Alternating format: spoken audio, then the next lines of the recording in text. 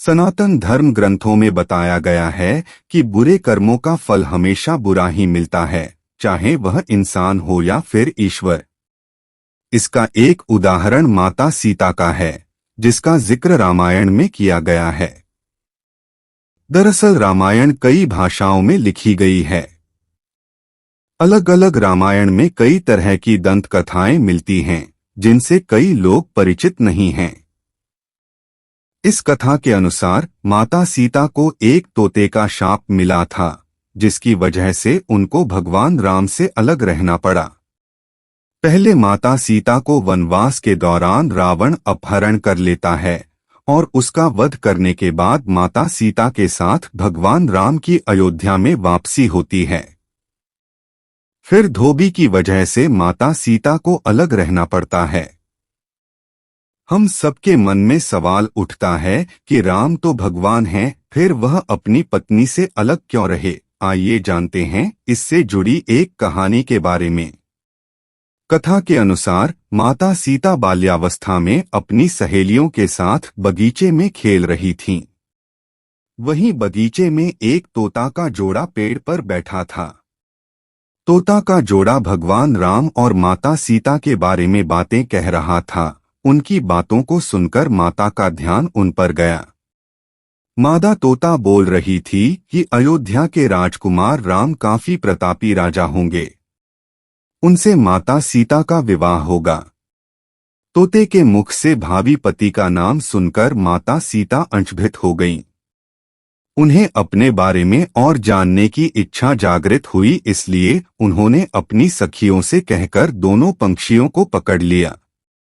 फिर उन दोनों तोतों से पूछा कि भविष्य के बारे में इतना ज्ञान कहाँ से प्राप्त हुआ।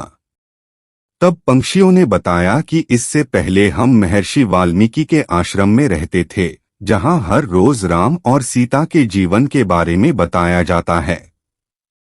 इसलिए उनको दोनों के बारे में हर चीज कंठस्थ याद हो गई है। सीता जी ने पंछियों से कहा कि जिस जनक पुत्री सीता की तुम लोग बात कर रहे हो, वह मैं ही हूँ। मुझे मेरे और राम के बारे में और भी बातें जाननी हैं।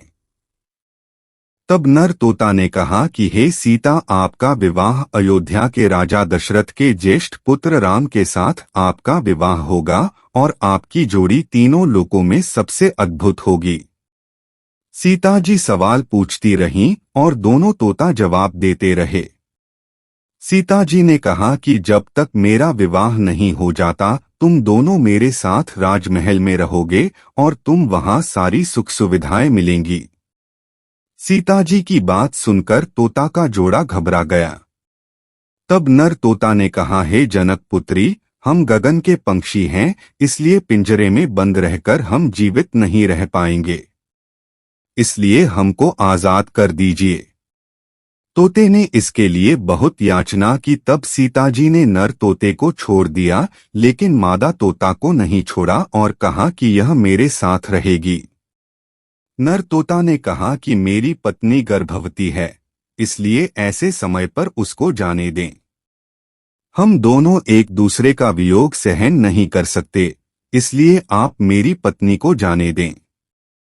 लेकिन सीता जी ने उसकी एक न सुनी। इस पर मादा तोता को बहुत गुस्सा आया और शाप दिया कि जिस तरह तुमने गर्भावस्था में मेरे पति से मुझको अलग कर दिया है, वैसे ही गर्भावस्था के दौरान तुमको भी पति वियोग सहना पड़ेगा। इतना कहते ही मादा तोता ने अपने प्राण त्याग दिए। मादा तोता के प्राण त्यागने के कुछ समय बाद नर तोता के पत्नी वियोग में प्राण चले गए। इससे माता सीता को बहुत दुख हुआ, लेकिन तब तक बहुत देर हो चुकी थी।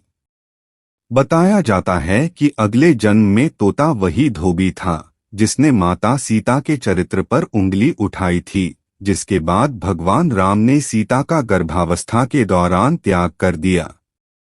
तब माता सीता महर्षि वाल्मीकि के आश्रम पहुंची और वहां उन्होंने लवकुश को जन्म दिया।